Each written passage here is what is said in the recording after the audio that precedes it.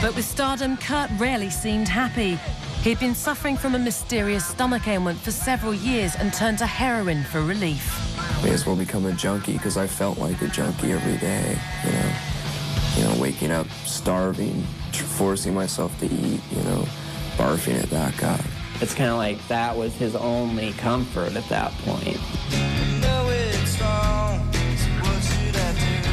It was quite a contrast from a few years earlier when he scolded others who used hard drugs. I was using coke and he didn't like it much. He would lecture me about it. As his drug use increased, so did his fear of fame.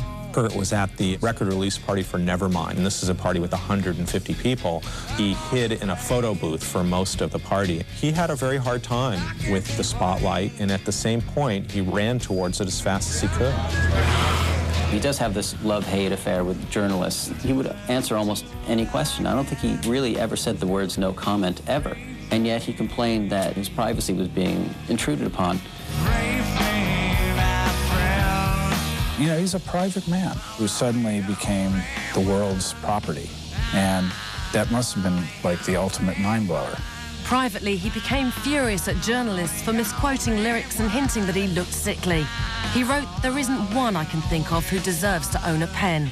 But at the same time, he was also a voracious reader and writer of rock journalism himself. Kurt actually had fantasized about starting his own music magazine, and he actually did an early draft. There was this one night he busted out with all these facts about Eddie Van Halen, that he unwound his pickups a certain amount of wiring and stuff that he had to have read the article, you know.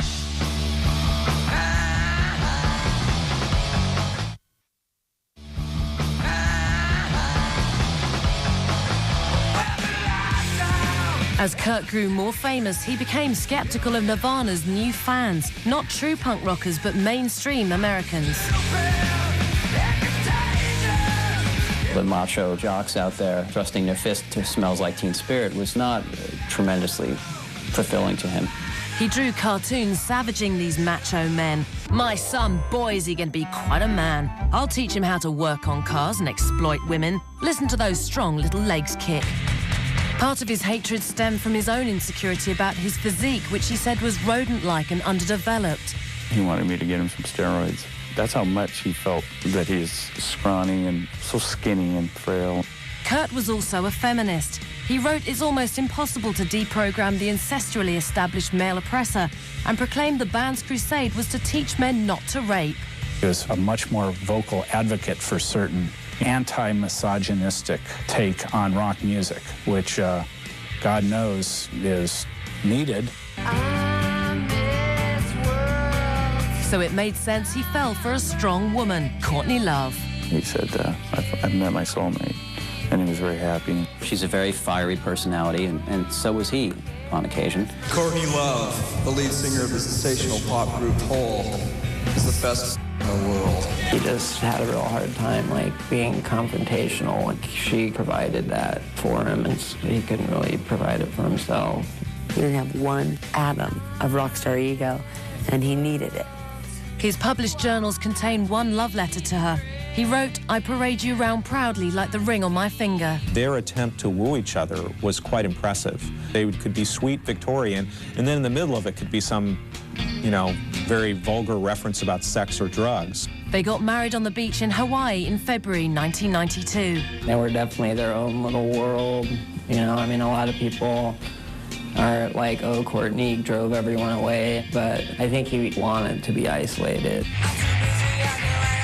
He was still battling his demons, lamenting, "I'm the product of 7 months of screaming at the top of my lungs almost every night, jumping around like a retarded rhesus monkey."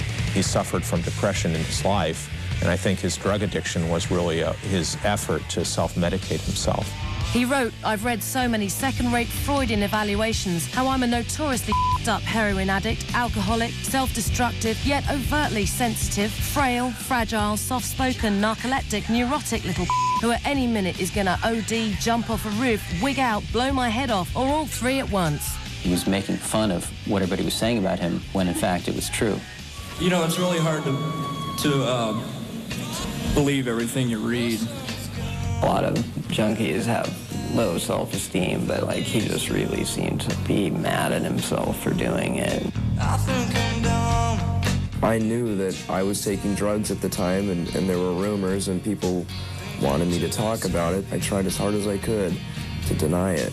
Fans told him, hey man, you should get your personal together. He wrote, it was that easy. You had this guy that drove a Volvo because it was the safest car ever made. Everyone says he drove like an old lady. At the same time, he drove that car to heroin dealers' houses where he recklessly overdid drugs.